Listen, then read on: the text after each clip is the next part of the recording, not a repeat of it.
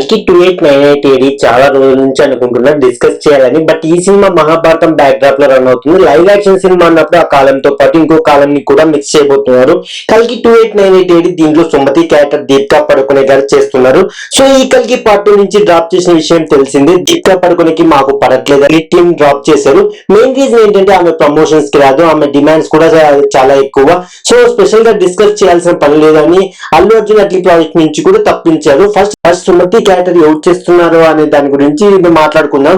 Priyanka Chopra name వినపడుతుంది. ఈ సినిమాలో అలా వచ్చి వెళ్ళిపోతుందంట, కానీ తనే మెయిన్ లీడ్ అని చెప్తున్నారు. సో ఓవరాల్ సుమతి క్యారెక్టర్ చుట్టూ సినిమా తిరుగుతుంది అని చెప్తున్నారు makers. So time travel concept మీద ఈ పార్ట్ 2 అంతా నడుస్తుంది అని అంటున్నారు నాగాశ్విన్ గారు. సో కల్కి పార్ట్ 2 లో అశ్వత్థామ ప్రభాస్ గారికి ఒక ఫైట్ ఉంటుందంట. సో అది భీకరమైన యుద్ధం జరుగుతుంది. ఆ ఫైట్ లో ప్రజెంట్ నుంచి పాస్ట్ కి వెళ్ళిపోతారంట. సో అలా జరిగినప్పుడు మహాభారతం కాలంకి వెళ్ళాక మహాభారతంలో ఏం జరిగిందని చెప్పే ప్రయత్నం చేస్తారంట. సో రియల్లీ కదా వింటుంటేనే ఆ సీన్స్ ఎలా ఉంటాయని గూస్ బంప్స్ తెప్పిస్తున్నాయి. చూడాలి కల్కి గురించి ఎలాంటి అప్డేట్స్ వస్తాయి అనేది. ఇలాంటి మోర్ ఇంట్రెస్టింగ్ అప్డేట్స్ కోసం please subscribe and support for story ఏంటంటే.